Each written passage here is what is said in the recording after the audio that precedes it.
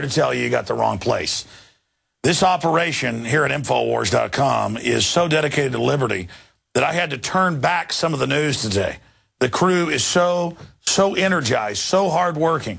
The amount of research, I can't even get up here and do justice to what's coming up.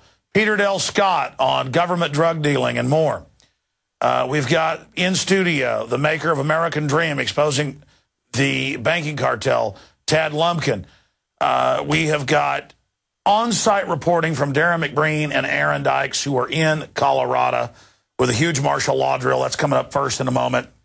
We've got this cancer story that is just so jam-packed, we're going to be lucky to even be able to get all this in tonight. So let's go ahead and launch into it right now. First off, Operation Mountain Guardian emergency response exercise. I found out about this yesterday afternoon, and I've missed all the big drills in Colorado. Over the years, I've learned that the biggest martial law drills are held in Denver.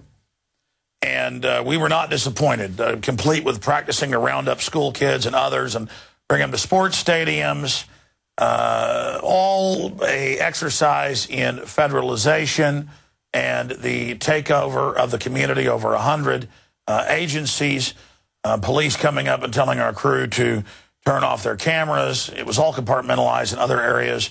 Our crew was able to get into a public school where they had even kids as young as 6 years old, first grade, going through this. And then, of course, the Catholic charities involved, taking folks there to the Denver NFL football stadium. Just amazing. And there's got to be like 30 different upload video reports that are at Infowars.com and PrisonPlanet.tv right now on this. I want to go ahead and go to one of those reports right now. Are we going to Aaron first or Darren McBreen? All right, here's Aaron Dykes reporting from Denver. Now, we've been in the Denver metro area today covering a widespread martial law takeover drill within the city known as Operation Mountain Guardian. That operation is sponsored by the Department of Homeland Security. We saw earlier today a Mumbai-style attack at a suburban mall in the area. There was also a staged attack on a train and bus facility. Then later this morning, we witnessed a SWAT-style raid against an elementary school where they staged a shooting. And then what we learned there was that the children from that staged shooting were being relocated at the sports stadium you see directly behind me. We then investigated what was going on at the sports stadium and found in their own press releases admissions that they were planning to test the relocation processing of students and teachers during this drill. We were then tipped off by security personnel on this side of the stadium that indeed buses had brought children into the stadium, but no media or press was allowed inside. When we came around to the south end tunnel, we witnessed those buses as well as vehicles from the Denver Public Schools Safety and Security Department, including the supervisor. Following that, we spoke to a stage mother, a mock mother, who was here to pick up children from the facility, which led us to then talk to Denver Police Victims Response Unit head Scott Snow, the Victim Assistance Unit, and he told us that indeed the end goal of this exercise or any real event that might happen was to get the children to this stadium where the parents could then be reunified with them. Well, this kind of ties up as far as the whole goal of this Family Information Center is to give both parents a responding point, PIOs, public information, to stage out here. Okay. Additional information.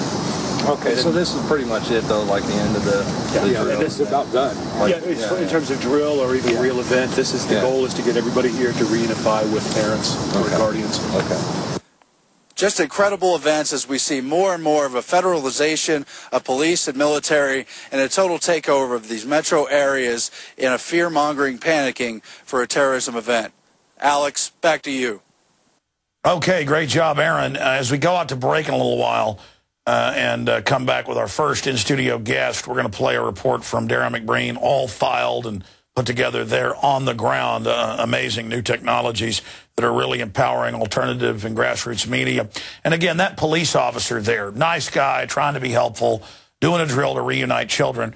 Just so happens we broke the news 10 years ago that FEMA actually plans to take your children to sports stadiums and then make you come turn your guns in to get them back. And so it's all an exercise in the government basically taking people to a sports stadium, and the cover is children, but it's also training the police to take political dissidents to sports stadiums, as has been declassified in Rex 84 and other FEMA programs that we'll be talking about with Peter Dale Scott, an expert on COG, continuity of government and martial law, coming up. But for now, that's it for our coverage. This is just about federalization, drill, fear-mongering to create the perception that terrorism is this big threat. You've got a better chance of slipping on ice and dying, or dying in a car wreck, hundreds of times better chance of that, or being killed by bees or snake bite. And the bottom line is government can't and won't be able to protect you from the dangers that are out there in this world, whether it be carjackings or a lightning strike, whether it be man-made or good old Mother Nature. Now, we just got this news in the last hour or so, and Ron Paul, again, the Fox News geolocating one-time scientific polling system showed that Ron Paul got double the votes, right at double the votes of the other candidates. And we screenshotted this and pointed it out. But then, after Drudge Report linked to it, Fox News simply took down the poll. And so that's a whole new story. Mitt Romney got 22.89%, Perry 12.8%, Newt Gingrich 6.99%, Ron Paul 39.27%, so almost double. As we keep seeing in all the other scientific polls and exit polls and straw polls, that's what we continue to see at all of these events, is that in every case, Ron Paul is getting about double, sometimes more than double. And when he won the NBC debate a few weeks ago, they just didn't report it. Said that Rick Perry had won it. And it just continues to happen. That's how scared they are to keep him from becoming the front runner. He really is the front runner. Ron Paul, I really disagree with him, but he said in the debate last night, he said, I'm now the third-tier candidate. I mean, I'm now number 3, so I'm a top tier, but I'm in third place, and I want to be first place. Ron Paul won the New Hampshire straw poll. He came in second place at the Iowa straw poll. He's won all the debates. He won the California straw poll. He's raising more money than even the establishment candidates. He's getting 70+% of the military donations. And if they weren't running this hoax that he couldn't win, he would be the undisputed front runner. But regardless, he won CPAC poll 2 years in a row, and they dubbed in booing. Fox News did this year. So there you have it. They like these big government Republicans, Mitt Romney, and people like Rick Perry. Totally and absolutely disgusting. So Fox News poll, Ron Paul wins, Orlando debate, and then Fox News poll is pulled, showing Ron Paul debate victory, and Fox News claims that Mitt Romney has won. But thank God the Drudge Report, Matt Drudge, is bucking the rhinos and exposing that. But that's about it. Fox News is still sitting there suckering their viewers. Now, you know that Big Sis came out and criticized the alternative media 2 weeks ago and said, stop calling her Big Sis, stop calling her a, what was the term she used, an ogre? Nobody's calling you an ogre. We're calling you Mr. Napolitano. And she is a police state thug, but she's just a front person, a puppet at the end of the day. But now showing the fact that they're bowing to pressure, I mean, she wouldn't be whining to Politico if they weren't. A petition to abolish TSA appears at White House website. And we confirmed this. I checked it 3 times. It is whitehouse.gov. And they say abolish the TSA and use the monstrous budget to fund more sophisticated, less intrusive counterterrorism intelligence. Now, I'd love to believe this is them capitulating, and it is to a certain extent, but they've always planned to put a bunch of biometric face scanning, trusted traveler stuff in place. That's why they're grabbing your genitals now, so you'll accept the national ID card, internal passport to travel. But this has backfired on them so bad that now they want to go ahead and start moving towards the Big Brother system now. So that's certainly important news. Now I want to get to the most important story of the night. And you notice all week we've been covering this. We've been talking about vaccines. We've had multiple medical doctors on, Andrew Wakefield, Dr. Sherry Tenpenny, and others, to go over the fact this is a premeditated eugenics operation to implant the population with soft kill cancer viruses, amongst other programs, including reduced fertility and outright sterilization. And I'm going to play a video clip coming up in a few minutes of one of the top Merck scientists, one of the co-developers of some of the most famous vaccines out there, from a PBS documentary produced in Boston, where he had, well, I mean, the full interview is online. We're actually sending off to the station to get the original. I saw this more than a decade ago, but now it's on the internet, cut up in lots of different pieces. We're going to play one of those here. But this is one of the top vaccine developers. Earlier, he admits that, yeah, AIDS came from monkeys that they use the kidneys for. But that's not even in this report. We'll do that next week. Just, oh, yeah, the government created AIDS. Ha, ha, ha, yeah, it's in the vaccines. But then he goes on and says, yeah, we found out there was cancer viruses that cause leukemia in the vaccines and all these others. Now we don't need him to laugh, and he's since died. This interview was done more than a decade ago. Laugh about it to know that this is true. I have New Scientist, the rest of it, admitting this. But that's why breast cancer has tripled since 1980. That's why, in general, most types of cancers have doubled in the last decade. So most of that growth is just in the last 10 years. That's why we're having all these autoimmune responses in the pancreas and the brain, and the increase of autism, and, of course, things like diabetes. I mean, here's the UK government with UN numbers breaking it down. You notice that the most vaccinated countries in the world are Australia, New Zealand, and North America, and they have the highest cancer rates in the world. And then right beneath that, Europe is a close third, behind the Britannic nations. That's really what the U.S., Canada, England, Australia, New Zealand are, as globalist commonwealths. In fact, let's replay that again. I want people to see this map. And again, notice, and you can go check the numbers. The highest vaccination areas in the world all correspond with the highest rates of cancer. Australia, New Zealand, most vaccination, most cancer. North America, Canada, the U.S., second highest. Western Europe, third highest. Northern Europe, fourth highest. Southern Europe, again, it follows it precisely right through. And look at the Middle East. Look at Africa, where they run from the vaccines and have figured out that that the medicine man's coming to kill their butt. They've got the lowest levels out there. Absolutely incredible to see that information. Okay, now, I've gone over the global cancer rates, massively increasing. And you get varied numbers, but conservatively doubled in the last 30 years. But a lot of rare types have more than quadrupled. Some types of lung cancer more than sevenfold. It's just mind-blowing to see all of this. Now, continuing, I want to talk about all the well-meaning mothers and fathers who shave their heads to raise cancer awareness, and all the jogging events and sporting events. And I have friends and family that go to them and, pay money to run in races to donate it. And they'll show some little kids saying, I'm going to die in the next month. Please give money to cancer research, on and on and on. Well, look, all they do with chemotherapy is charge you tens of thousands of dollars a month for cheap bug poison. That's all it is patented bug poison approved. And they love kids because they can fight and live a long time. So Big Pharma can suck a lot of money out of them. Instead of just being useful idiots for the New World Order, how about we talk about why breast cancer's tripled, or why this is becoming so epidemic worldwide, but especially in the West?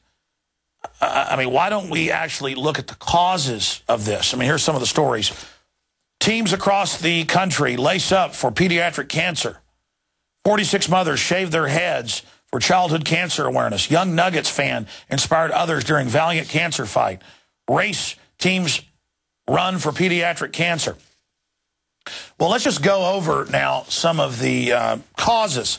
60 lab studies now confirm cancer link to a vaccine you probably had as a child. That, of course, is the polio shot. And by the way, it's still in there. Here's another one. Science. Polio vaccine linked to cancer. And that's New Scientist, you name it, all reporting on that. Now let's look at some of the others. Here's London Guardian. Fluoride water causes cancer. Boys at risk for bone tumors. Yeah, 7-fold increase in boys, 3-fold in girls. Shock research reveals. That's been out since the 30s. It's not shock research. Study links fluoride to bone cancer in mid. WebMD.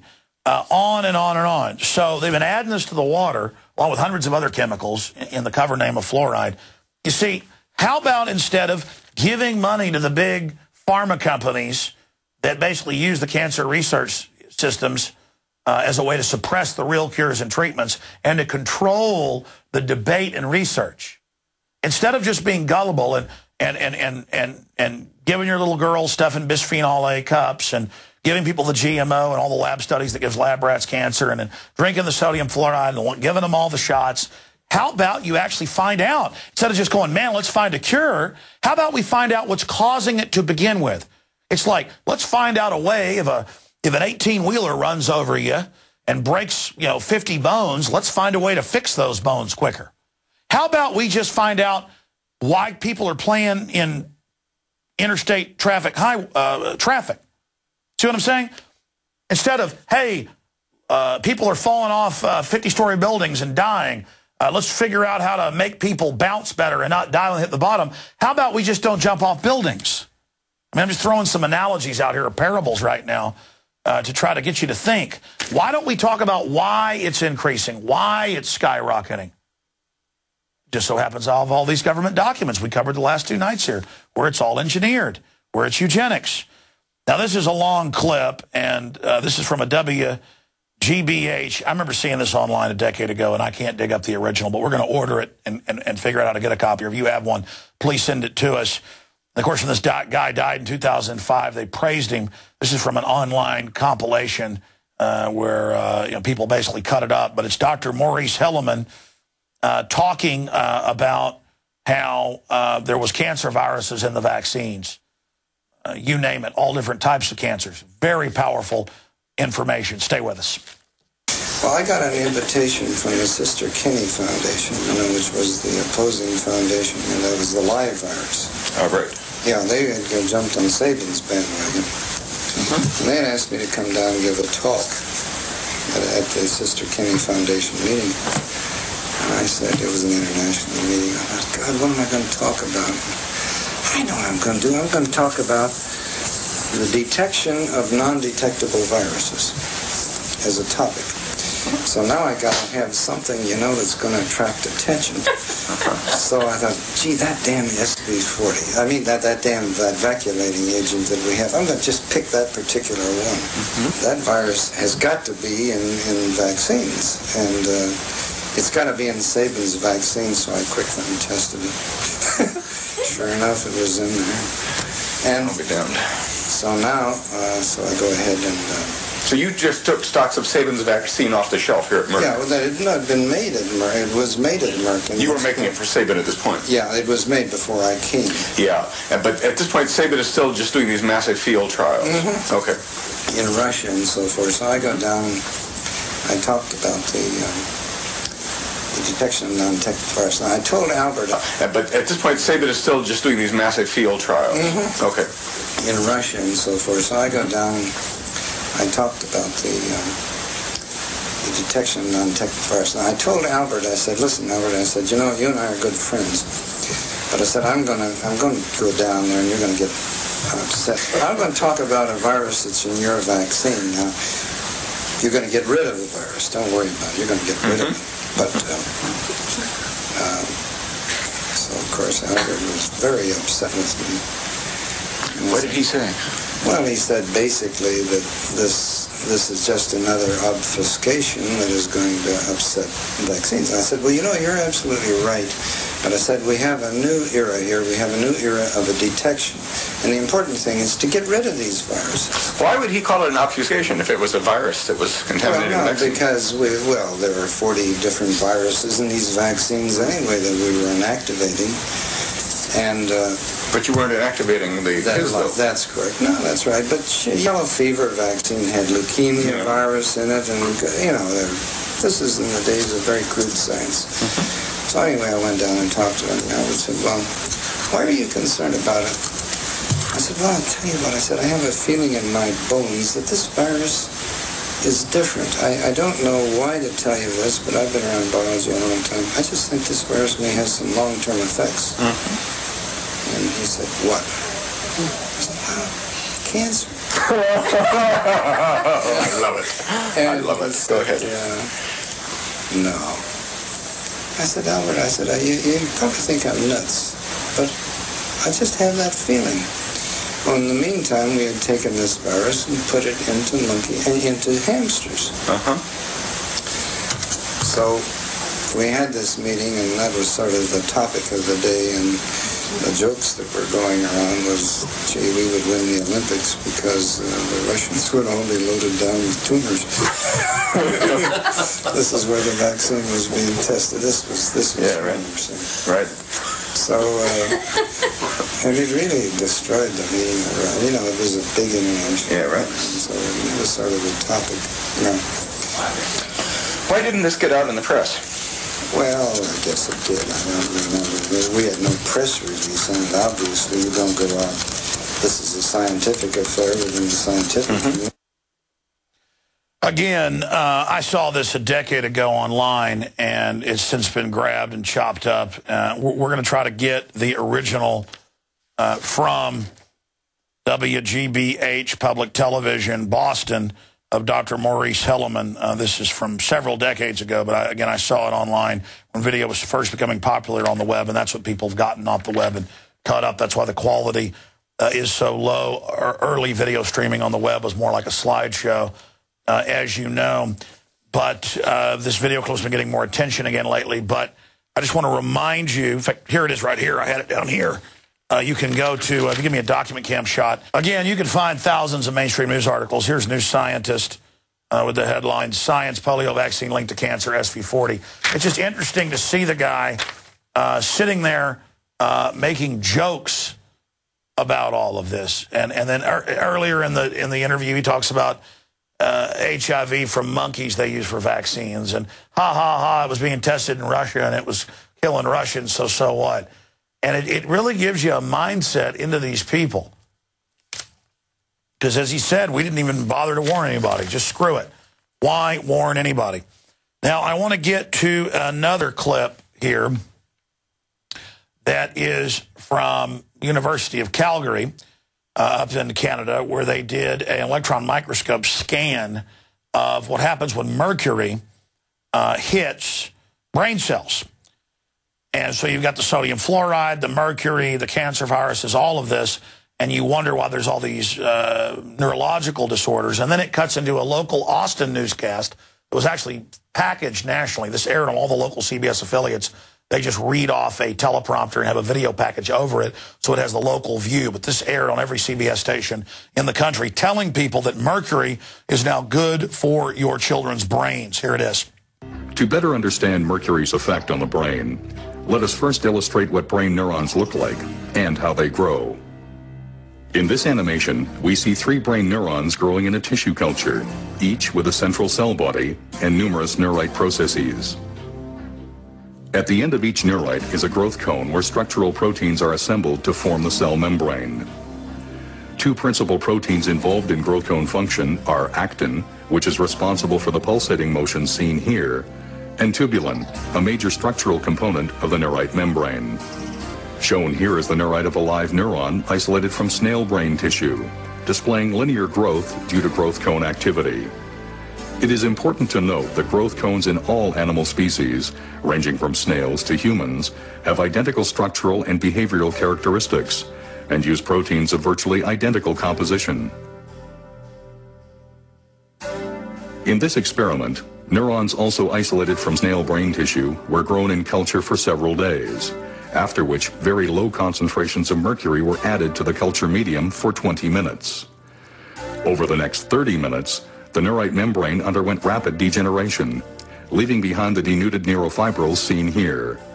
In contrast, other heavy metals added at this same concentration, such as aluminum, lead, cadmium, and manganese, did not produce this effect.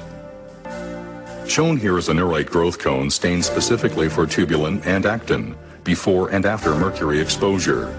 Note that the mercury has caused disintegration of tubulin microtubule structure. These new findings reveal important visual evidence as to how mercury causes neurodegeneration. More importantly, the study provides the first direct evidence that low-level mercury exposure is indeed a precipitating factor that can initiate this neurodegenerative process within the brain.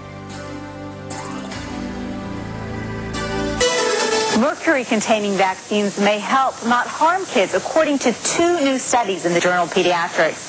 There have been widespread concerns that mercury-based preservatives in vaccines might impair the neurological development of children. These new studies suggest that the opposite, that the preservatives may actually be associated with improved behavior and mental performance. So mercury literally annihilates brain cells like no other heavy metal in microscopic amounts, much lower than what they're injecting into kids. But if you read off a teleprompter, it's magic. It's absolute magic.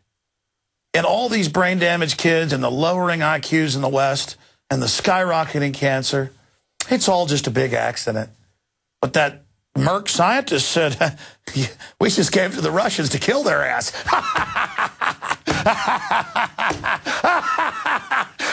It's so much fun. Trust the government. They love you now, and you know they do. I shouldn't get upset, should I? I shouldn't be up here at night fighting the globalists. I shouldn't be obsessed with this. I shouldn't have had those nightmares last night knowing they're killing us on purpose. I should just shave my head for all the kids dying around me of cancer. I've got a bunch of people in the office with girlfriends and young people dying of cancer. I should just shave my head and go for a jog and feel real good and give some money to the killers instead of actually finding out they're doing it to us on purpose. Because you don't want to actually save anybody. You just want to feel good. So I apologize. I really do. Well, I don't know what to say right now. We're gonna go to a Darren McBreen report here from the martial law takeover federalization drills in Denver, Colorado, and then we'll be right back. Stay with us.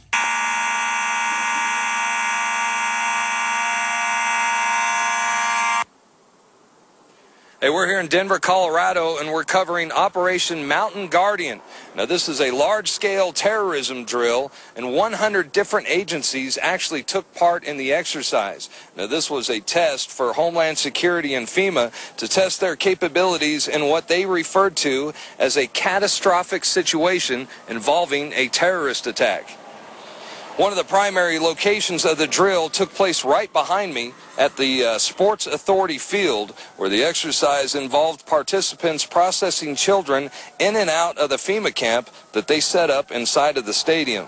Now, authorities kept us from entering the stadium compound, but we have confirmed that it was indeed used as a relocation facility for children and teachers who were part of the drill. Now, Aaron Dykes is coming up next. He's kind of going to give us a bullet point breakdown of the events that we witnessed today. I'm Darren McBreen for InfoWars Nightly News, Prison Planet TV, Infowars.com.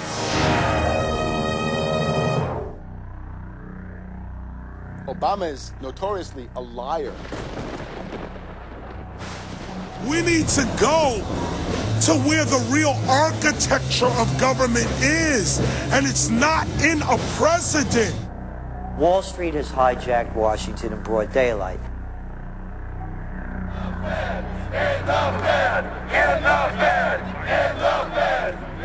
Well, Obama's already fudging.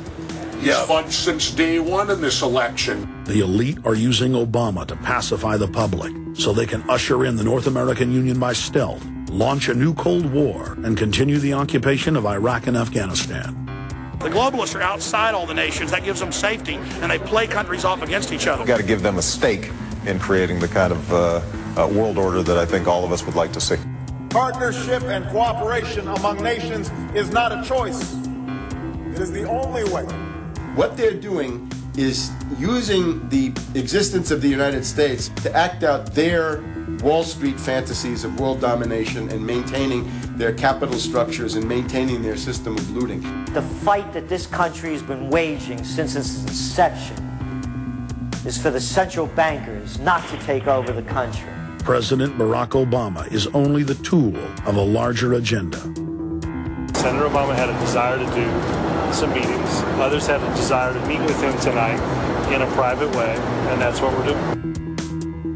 Presidential candidate Barack Obama was publicly criticizing the North American Free Trade Agreement in a bid for votes, but privately telling Canadian officials not to worry about it.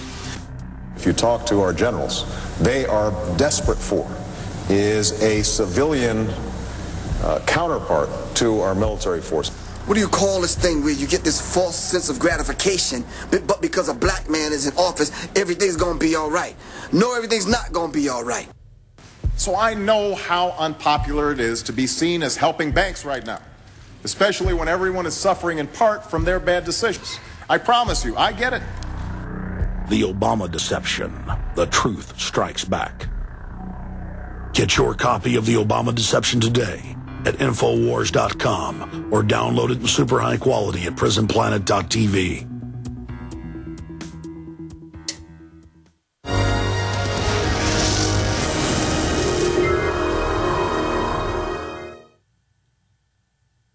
Okay, we're recording now, Jones, so whenever you're ready. All right. Stupid monkey suit. All right. Okay.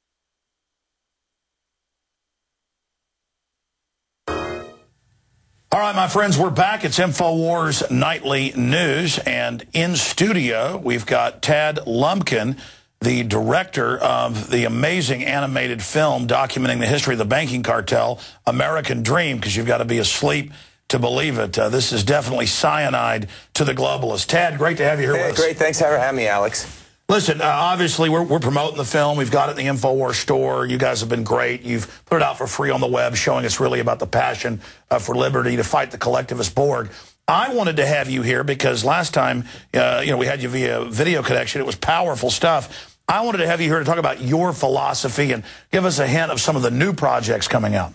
Well, I mean, our overall philosophy is one where we feel like the path to human prosperity and the path to having the greatest life that you can is one that's based on individual liberty. And so all our media, and the reason that we made the Federal Reserve doc was because we felt like people don't understand how these things work and how they go towards this sort of collectivist mentality that takes all people's individual identity, puts them into a collective, and just merely makes them sort of a cog in a machine. And you're looking at who's running the collective. The collectivists never think about, well, who programs this? They're always saying, we'll have a giant computer. That's one of their things, that will run everything. Well, who programs the computer? Well, I mean, basically what happens is you sort of got two levels of people. You have people who are completely sold into this philosophy and understand it and have reached a level of power that they can install it. And then there's the people who sort of zombie follow the power. A lot of politicians and things like that, they do these things because they just want to get ahead in the world, and they want to get rich, they want to have more power, and sure, so they just sort of go along. Right, and then there's other people who are wholly sold out to an idea that, you know, we need to control things not only for our own wealth and gain, but to make sure that our personal long-term existence comes at all costs, regardless of what that is. So basically, you want to legalize freedom and let individual free will be the ultimate goal. Basically, you're an extremist terrorist. By some people, yes. I'm sure that the extreme left would probably call it. But if we look at history, collectivism, command and control does not work. It creates unspeakable travesties, monstrosities.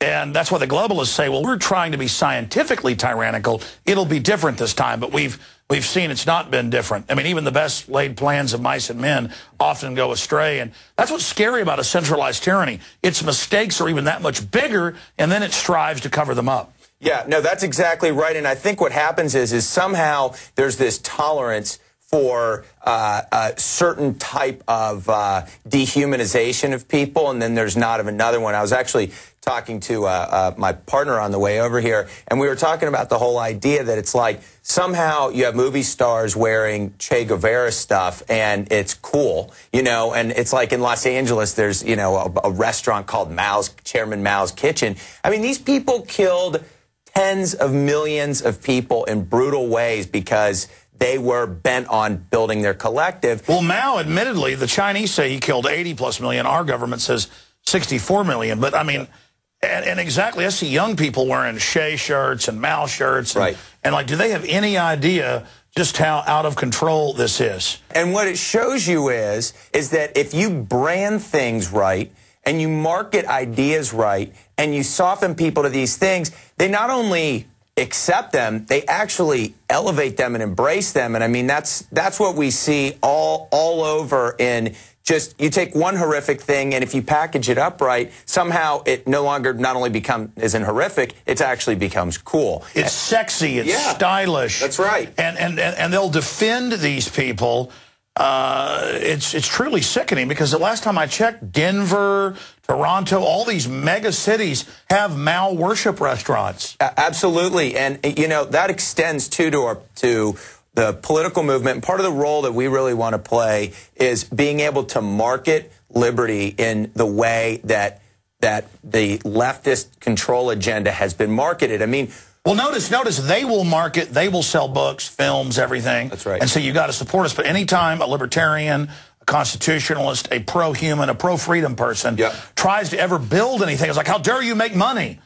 And then they use this guilt trip on us when they use government to take our money and then fund MSNBC with bailout money. That's moral at the point of a gun to take money, but if I sell a DVD or a book, or if you do, we're evil. Yeah, no, that's exactly right. And people, we need to go in and we need to get into the system that makes money and is profitable, because the reason mass media and the media oligarchy is what it is primarily because they do it at a big scale. So, I mean, if we want to get our ideas out there, we have to find a way to reach a mass audience, and that's what we want to do. We want to be able to tell the story of liberty in a way that connects to a mass market, not dilute the message, but tell it in a way that can rebrand it the same way. Barack Obama says the same thing that Bush says before him. They're all control guys, but all they do is hope and change. And you know what? It doesn't mean anything, but people want to be a part of it. They'll have a new slogan, but continue the exact same agenda. That's right. And because, well, this guy's got browner skin than Bush, things must be different. Then folks figure that out. That's right. So now the Democrats want to throw him under the bus and get a new puppet. So, and people like a cowboy. So here comes Rick Perry to control the conservatives. Doesn't matter if he supports carbon taxes. Doesn't matter if he supports Al Gore or Hillary Care or gun control or forced inoculations or NAFTA superhighways or Bilderberg group meetings. He says he's conservative. We've got to get folks past the label down to real action and what they stand for. We've got to build platforms to challenge them. That's what we're doing here. Right. And that's already starting to happen. I mean, the system just still has that old idea left. The last domino to fall is that they're still the mainstream media. They're not really. Right. I mean, I want you to speak to where you see this clash going in the future of collectivist control freaks versus people that love freedom. Well, I think what's going to happen is that as we move towards a sort of rebalancing of the system, because right now, and we're seeing it in Europe, I mean, you've got all the leaders over there sticking their fingers in the leaks of the financial system, just like we bailed out all the banks, and we keep doubling down on a systemically not stable system. That system will have to realign at some point. When that does, that will cause massive disruption. And that will be the moment in time where we either get a lot more free or we're going to get a lot more controlled. And I think that you know, when things get bad, people tend to widen the sort of spectrum that they're open to. So I think what we have to do is we need to make sure people are aware and organized, and that we have the message ready to go for all the people who currently won't hear it, but we'll hear it when the pain gets a little higher. Well, that's right. If you study political science, at least from the mainline perspective, they talk about a freezing and then an unfreezing. And during crises, societies are unfrozen. That Overton window moves where people are ready for new ideas. So the controllers admit that they will create crises, try to get people to give up more rights. But as Ron Paul and many others have said, we've got to go in during the crisis when the controls are available and actually try to steer people back towards liberty and away from tyranny. So there's a fight right now over the steering wheel. We're really lucky to be alive right now. I mean, this is a critical juncture. What's your view on that? Yeah, well, I do think it's a critical juncture, and I do think that's what's got to happen. And I think that people, like I said, as things get worse, there will be the opportunity to grab huge amounts of people. And look, movements don't happen. It's not gradual per se. What ends up happening is, and I try and encourage every freedom fighter out there, I say, it's more like a dam. The pressure's building behind the dam, and when you're on the other side, it doesn't look any different. And then little cracks start to form and just a little bit of water starts to come out. The next thing you know, there's one drop that's one drop too many, and the whole thing comes down. And that's why Homeland Security's racing around for the whole apparatus of police state for patriots. That's why they're so scared. That's why they've got fear in their eyes, because they've already done the analysis of the water. They know the dam's about to fail. And I got news for them. No matter what they do, nothing's going to save them. We've gotten the word out. You've gotten the word out. The question is, how painful is it going to be when that dam breaks?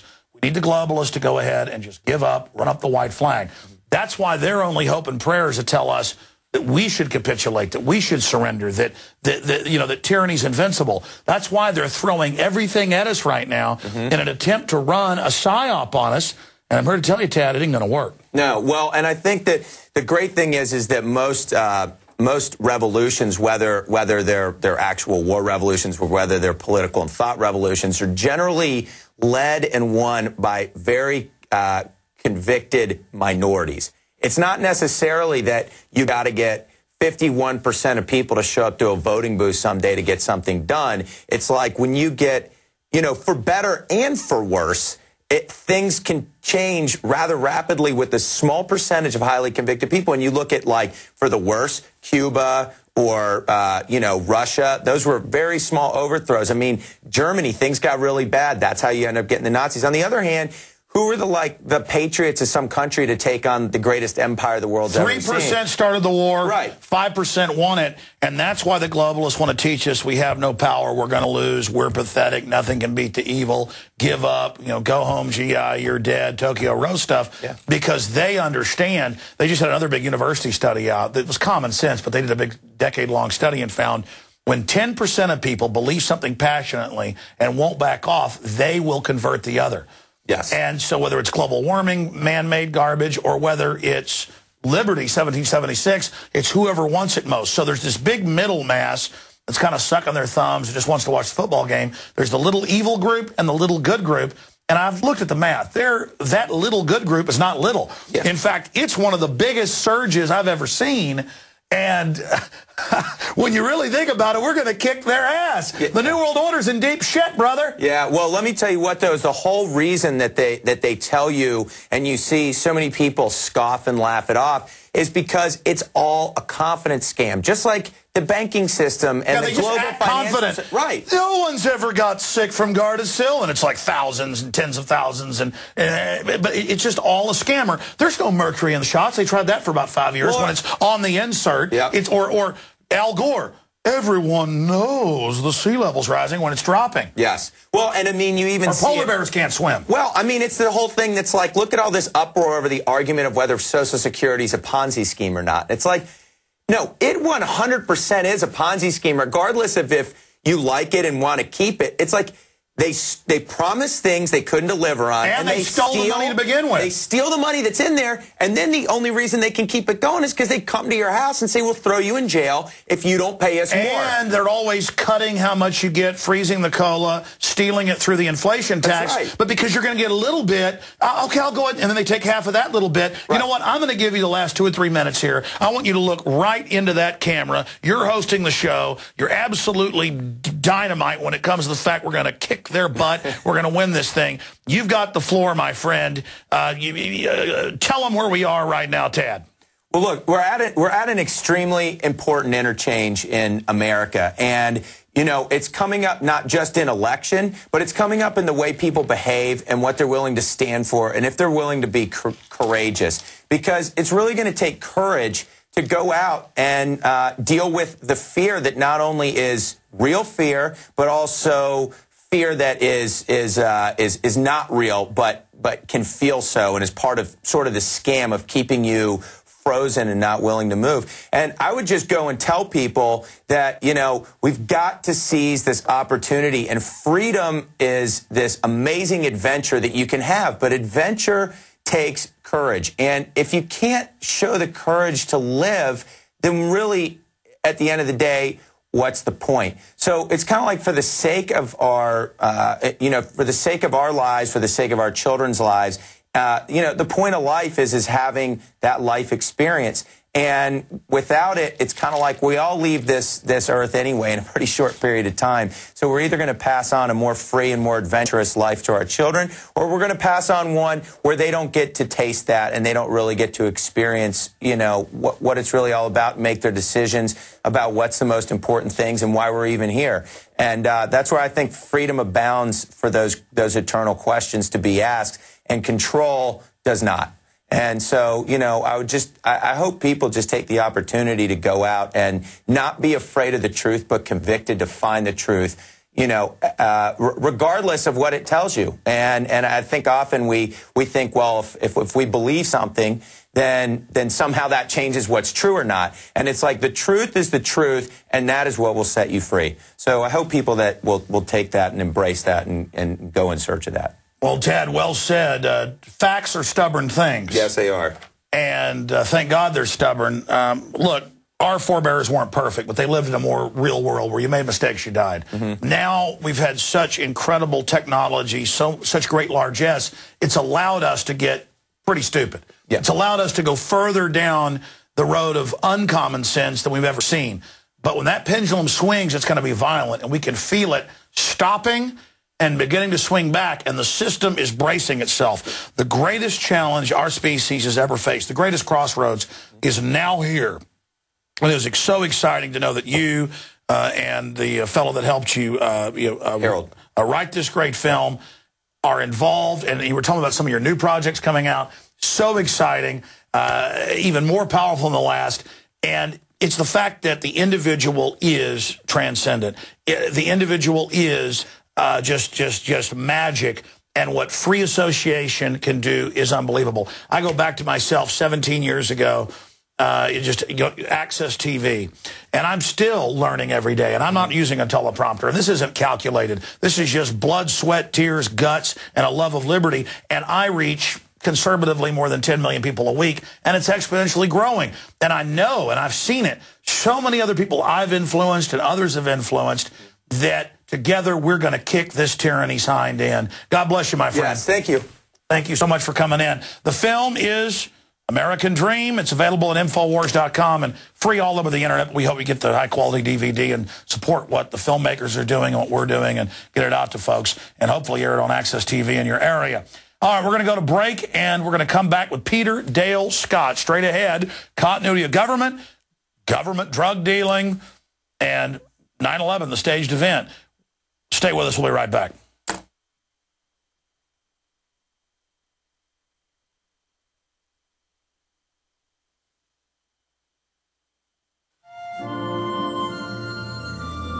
The American dream. There's a reason they call it a dream. Who's there? Cock-a-doodle-doo, pal.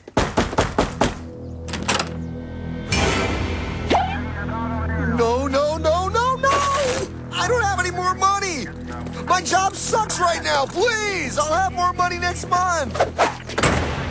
You can't take my house. Is that your signature? It is a private bank owned by private stockholders. A private bank? Do not let the name Federal fool you. If I got this money from the bank, and the bank got it from the Federal Reserve dump trucks, where does the Federal Reserve get their money?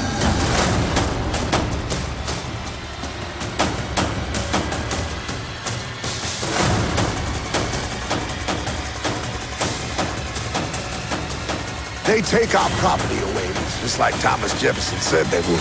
Those sons of bitches! It's the greatest theft in human history.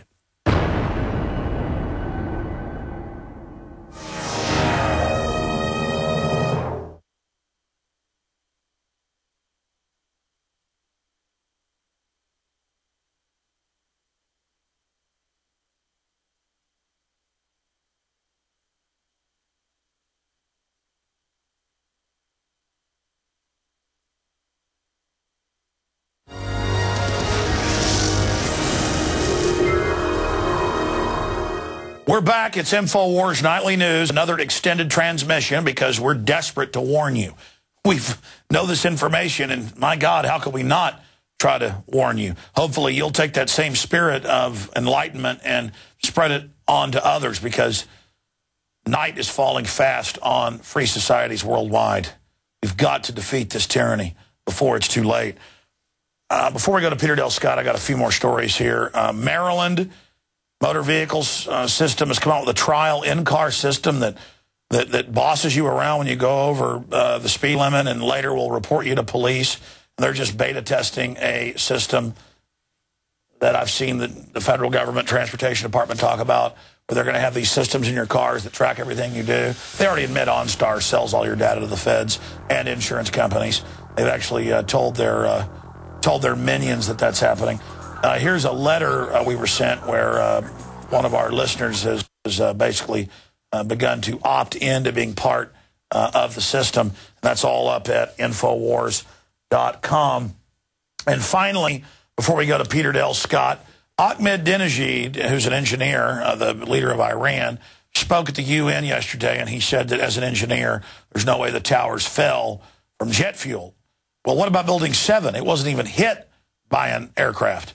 And, of course, the media now seizes on this and says, well, if you don't believe the official story, you're with the evil, Iranians. I don't know. I'm with physics. I'm with common sense. And I also know that the BBC reported Building 7 had fallen before it fell with the official story. And I have video police saying, get back, the government's going to blow up Building 7. So the media likes to focus on the two towers, which are clearly controlled demolitions as well. But Building 7, which was hundreds and hundreds of yards away, wasn't hit by an aircraft. So here's a clip of Ahmadinejad. I'm an engineer by trade, and I understand that those mega towers could not have imploded the way they did by two jetliners flying into them. The first time I looked at those horrific pictures, I understood. This is a systematic collapse of those towers. This I can say with certainty because there must have been some explosive material that was set off in sequence. When the need for a fact-finding team to undertake a thorough investigation concerning the hidden elements involved in September 11th incident was brought up, an idea which is also endorsed by all independent governments and nations, as well as by the majority in the United States. My country and myself came under pressures and threats by the government of the United States. Yeah, but again, we're not supposed to look at this because supposedly our enemy, the media, told us Ahmadinejad says that looks suspicious. And of course, we've got even other clips of it where you can see the bomb blast going off. We're supposed to just completely buy into the official story. Of course, the owner says he blew it up in a controlled demolition. Oh, there's some video of it right before it. Oh, look, blast points. Oh, and the exact points where a controlled demolition charges will be placed. There's now 1,500 plus architects and engineers, some of them huge skyscraper builders, famous architects going public here in the United States, but just ignore them because Ahmadinejad said it was suspicious. Again, don't let your lying eyes get in the way. Believe the federal government. Hell, you just heard me earlier talk about federal studies through the Journal of Pediatrics that said that mercury was good for kids' brains. Ignore that electron microscope showing it being the most deadly heavy metal in brain neurons. Just ignore the video of Building 7. Ignore that. Because I bet if Ahmadinejad looked at that electron microscope, he'd say mercury was bad for those neurons. Well, that's it. I bet Ahmadinejad thinks mercury's bad for babies. He's an extremist. Okay, we're going to go to Peter Dale Scott. I want to conclude this special transmission with an interview with Peter Dale Scott, an amazing historian, professor, researcher, the author of scores of books. He really wrote the original definitive works exposing CIA drug trafficking, of course, in Vietnam, and then in Latin America. He's an expert on Iran, Contra, and more. And he's got 2 new books out. American War Machine is his newest, and then, of course, The Road to 9/11. But I wanted to get him on today because recently we have seen a group of filmmakers who were able to interview Richard Clarke and others being threatened by the CIA if they release the names of CIA agents they discovered were basically involved in covering up the identity of the hijackers pre-9/11. This is pretty powerful stuff, and joining us is Peter Dale Scott to discuss it. Peter, thanks for joining us. Yeah, well, I'm glad to be on the show again. You know, it's a matter of 2 names who are not big names in the whole story. The big names in the story, Richard Blee and Tom Wilshire, we've known for some time now, and particularly the name of Richard Blee was discovered in a book by, this is a very important book here, Kevin Fenton. He's a Briton living in Prague, Czechoslovakia, and he's written a whole book about how the CIA withheld information from the FBI. The 2 names that were sensitive to the CIA are part of the story, but not a big part of the story.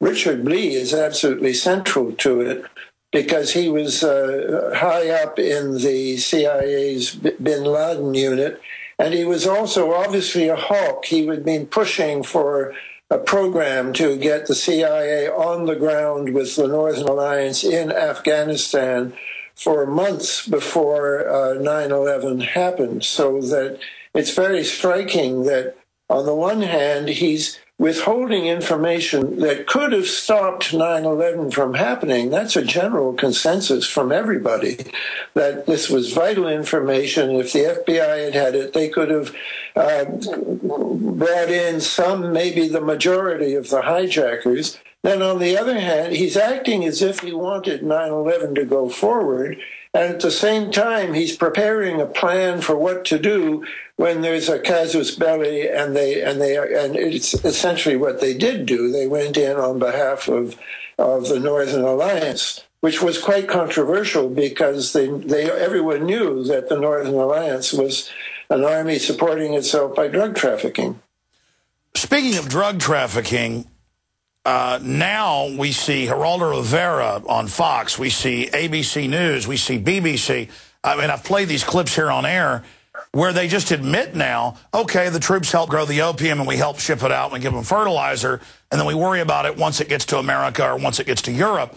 And we've seen what, in the last 10 years, it go from 9% of world production, according to our own Justice Department, to 92% of world opium, then produced into heroin coming out of Afghanistan. And now, back when you were exposing it in the 60s, 70s, 80s, and Gary Webb was exposing it, they would still somewhat try to deny it. Now they just say, yeah, we grow the opium. It's no big deal. And I was telling you off air, now the El Paso Times, Chicago Tribune have confirmed with the federal documents that indeed most of the big Mexican drug cartels are allowed to ship drugs in, and it's only the cowboys that are shut down, and that our own government shipping guns into Mexico to knock out the drug dealers' competition, and it just looks exactly like Iran-Contra all over again. Well, for 50 years, the CIA has wanted to exercise its clout in parts of the world where there are no U.S. Army troops, and so they rely on drug proxy armies. And they started this initially in Southeast Asia, the Golden Triangle, back around 1950. And what you know, this was written about by Al McCoy in his book, The Politics of Heroin. But what Al didn't really convey is the extent to which CIA support for these armies built up the trade, so that the Golden Triangle went from less than 40 tons a year. It was very minor in the world markets before the war. And then by the height of the Vietnam War, it was somewhere between 600 and 1,200 tons. And then when that shut down, almost immediately you get the Golden Crescent starting up, and lo and behold, the CIA is there too. And again, it's the CIA support for the drug trafficking mujahideen. They weren't all drug traffickers by any means, but most of the CIA support went to the mujahideen who were the drug traffickers. And we see this explosive increase from maybe 100, 200 tons back in 1980 to a high of 8,200 tons in 2006. It's down a little bit, but most of what's being grown in Afghanistan right now, it gets blamed on the Taliban and the U.S. press, but only about 12% of it is Taliban drugs. By far, the bulk of it is in the corrupt system that's headed by Hamid Karzai in Kabul. Exactly. Even the New York Times admits Karzai's late brother was the main opium kingpin. But there's this Orwellian, absurdist, just beyond ridiculous, where they're sending people to jail for a small amount of narcotics here in this country. And then meanwhile, there's congressional hearings in the late 90s about CIA drug trafficking that your work and others helped expose. Gary Webb, of course.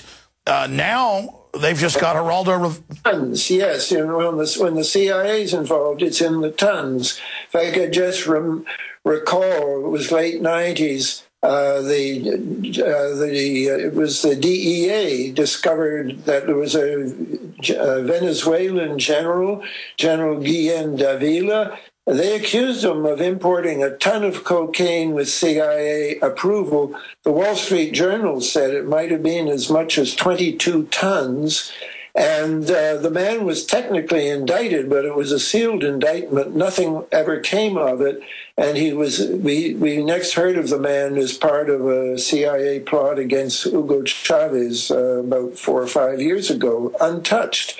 And the CIA guy who was implicated in that, and the DEA wanted to see him indicted, he was allowed to retire without any penalty whatsoever. This was big-time stuff. This is tons. And as you say, the courts are filled with people dealing with ounces. Well, I mean, expanding on that, with the Sinaloa cartel declaring they work for the CIA, and then, sure enough, the government came in and said, yes, this is true, national security. I mean, that just came out last week. And so how did the cops, how do the average people out there who are kicking down doors looking for marijuana, how do they rationalize this when basically it's now an open secret that the majority of narcotics shipped into this country are brought in by CIA-authorized contractors and cartels, and really the only people being busted that are of any large size are cowboys? I mean, there's no doubt that's happening. They've made drugs illegal because prohibition ended of alcohol. They needed a new business. By making it illegal, it increases the price. How long can this phony war on drugs go as we see it destroying our society? I know they've spent over $1 trillion on this war on drugs, and we've only seen the consumption rates go up. I do think it's very obvious that a first step should be to legalize marijuana, because that would take the profits out of the Mexican cartels. They don't grow cocaine there. They grow marijuana, and if people could grow their own, they would be smoking a healthier commodity than what they get, for which is, you know, hyped up and laced with other drugs and so on. But this is argued for by a lot of medical experts just on medical grounds. But the objection, the reason it's not happening is political, because the high prices of drugs is sustaining a complete narco economy, which is important to the CIA. Now it's important to the DEA, because that's what keeps them in business. And it's important, of course, to U.S. banks, who are laundering the bulk of the profits from this illegal drug trade. That was my next point. 20 years ago, you would get criticized, and other researchers would, But now you've got to feel completely vindicated when it came out, as you know, last year, that Wachovia and Wells Fargo laundered in a 2.5-year period $376 billion of narcotics money, and even leased and ran the big aircraft to fly the stuff around. I mean, and then they paid a tons of cocaine. Yeah, they paid a fine for having financed a shipment of 22 tons of cocaine. I think the $384 billion is what they were required by law to keep tabs on and didn't. But they pleaded guilty to $112 million of drug money laundering, and that doesn't make them the big player here. According to a Canadian authority, every single major bank on Wall Street has been getting rich by laundering these funds. Well, no kidding. And so the issue here is the big banks are full of this money, and they're not getting in trouble. And the big issue was they were, leasing the aircraft and actually involved in the technicals of this. In closing, 10 years after 9/11, we see the police state getting worse, the TSA, the checkpoints on the streets, the face scanning cameras. In closing, Peter Dale Scott, looking at the war machine, clearly needing a new threat. That's why you've written the new book, American War Machine, and of course it is the road to 9/11.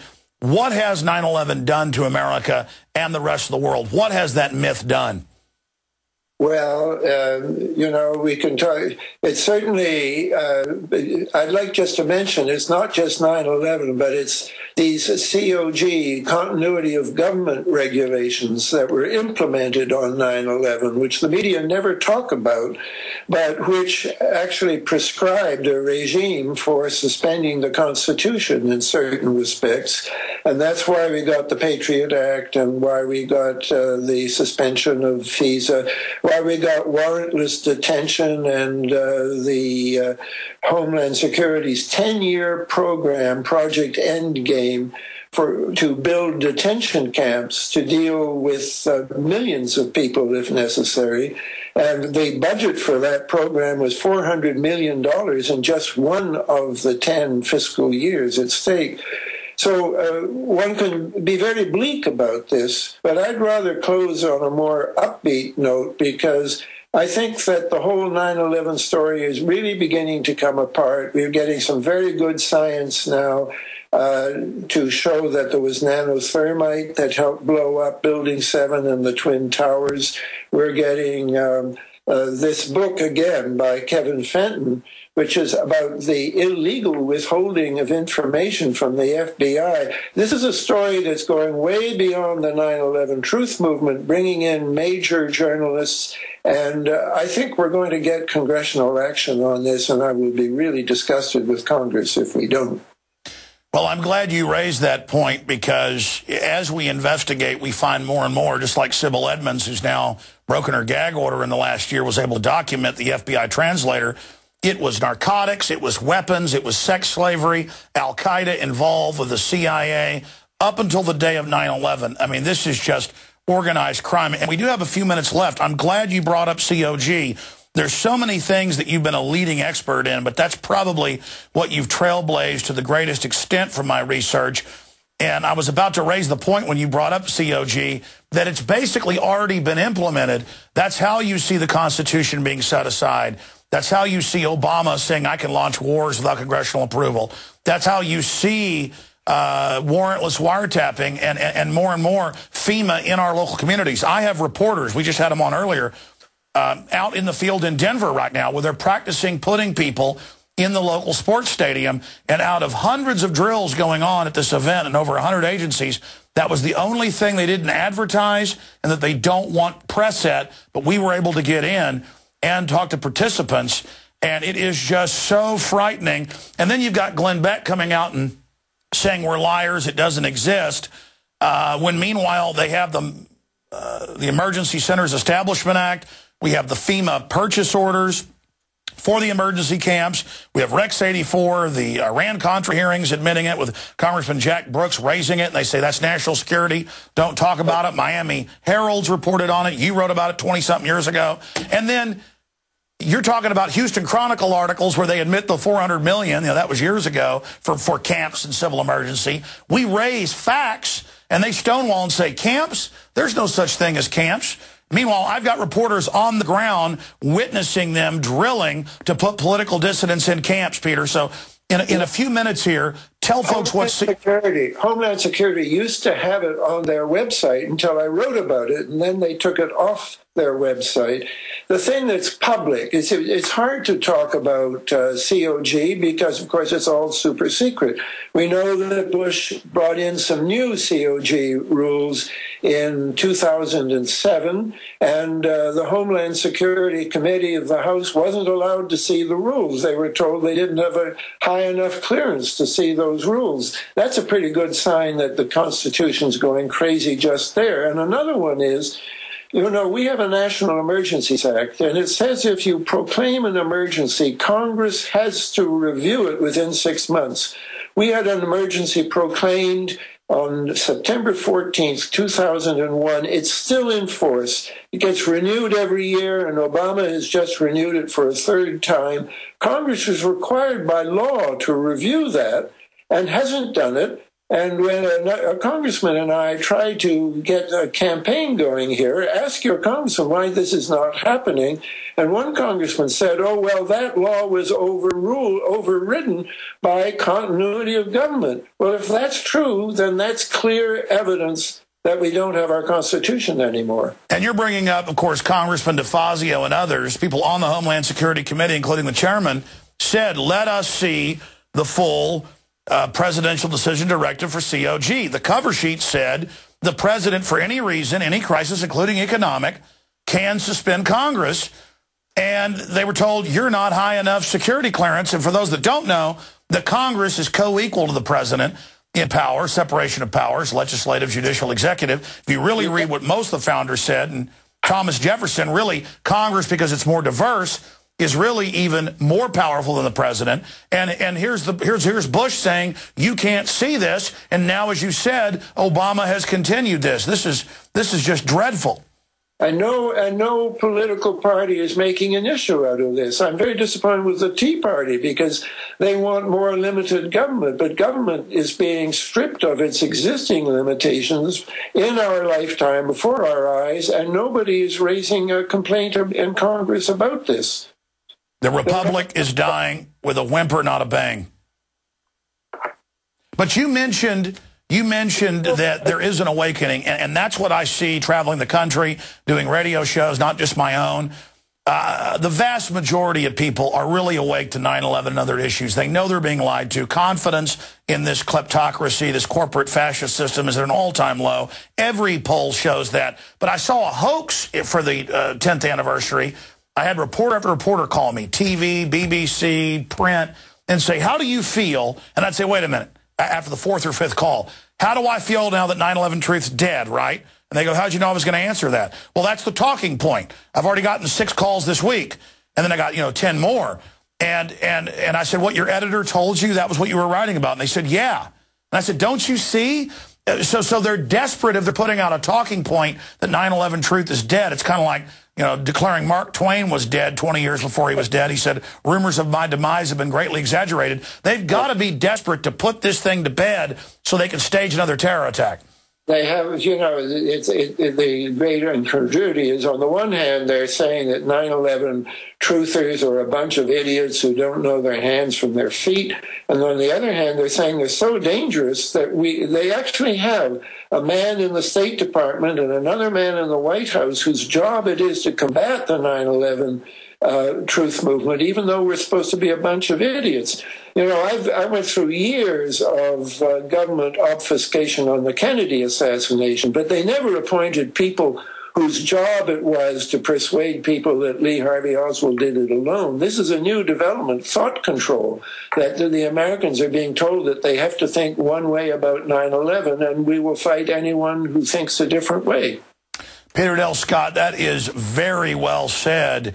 That they've had to have Cass Sunstein and others, White House regulations are saying our #1 mission is infiltrate 9/11 truth, get them infighting, put out ridiculous conspiracies to stop them. They could bring us down, but then separately, these people are morons. And we're like, but we have the police on tape saying, get back, they're going to blow up 7. We have the hijackers being brought into the U.S. and protected. We have, the head of the visa section at the embassy saying this. We have thousands of pieces of evidence. We have the passports magically coming to the ground and being found. We have all this common sense stuff, and their answer is, oh, you're just a bunch of kooks. But in their internal memos, they're like, we've got to stop them. And I've talked to Wayne Madsen, who's confirmed they have a whole 10-year unit in the NSA to spy on American government workers and officials and to stop leaks on 9/11. What does that tell you right there in the final close? Well, I just want you, because you have a big audience here, much bigger than I normally get, and what they should be demanding that the political process of this country deal with the law breaking that has gone on about 9/11. The CIA withholding vital information from the FBI, vital information that could have prevented 9/11 from happening. Congress looked at this once, and most of the relevant part of their report is still withheld. That report should be released in toto, and there should be a new investigation. And people listening to this show, it's their job to get Congress to do its job. It certainly is. Mr. Scott, is there any particular site or book you'd like to point people towards? Well, I point towards my own book, American War Machine, which you can get on Amazon, and I definitely, for people who want to get into the smaller points, but the technical points, this new book by Kevin Fenton, Disconnecting the Dots. You see that the CIA had the dots connected, and then they disconnected them for the FBI. That's for people who want to do it, well, you might say a graduate course on 9/11, but it's a very good book. Yeah, the deep minutiae, but that's where you find it, the devil's in the details. Peter Dell Scott, Professor, great having you on with us. Thank you very much. Well, that's it for this extended transmission, another week of InfoWars Nightly News. I want to remind all of the viewers out there that all of this is listener-supported. And if you'd like to spread the word about the broadcast, please become a subscriber to PrisonPlanet.tv. This has been a very powerful interview. I'll probably re-air it when I'm live this Sunday, 4 to 6 p.m. And if you don't have a local AM or FM affiliate for that show, you can always listen on the free streams at Infowars.com. Well, have a safe and blessed weekend. We will defeat this tyranny. We don't have a choice. I'm Alex Jones signing off from the front lines of the Info War. See you back here live 7 o'clock next Monday.